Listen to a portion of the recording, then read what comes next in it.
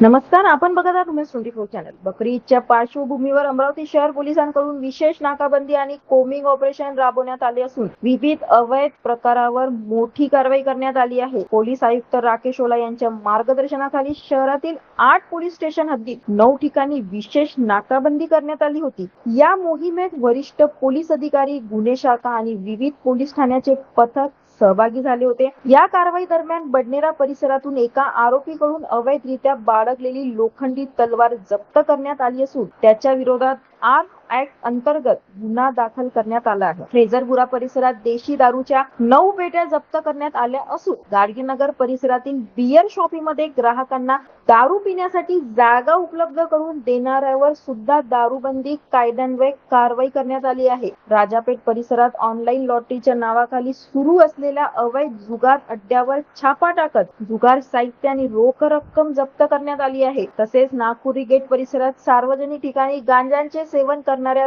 2 जणांवर NDPS कायद्या अंतर्गत गुन्हे दाखल करण्यात आले आहे. याशिवाय सार्वजनिक ठिकाणी दारू पिणाऱ्या व संशयास्पद हालचाली करणाऱ्या अनेक व्यक्तीवरही प्रतिबंधात्मक कारवाई करण्यात आली आहे. अशाच नवनवीन अपडेटसाठी बघत रहा उमेश 24 चॅनल.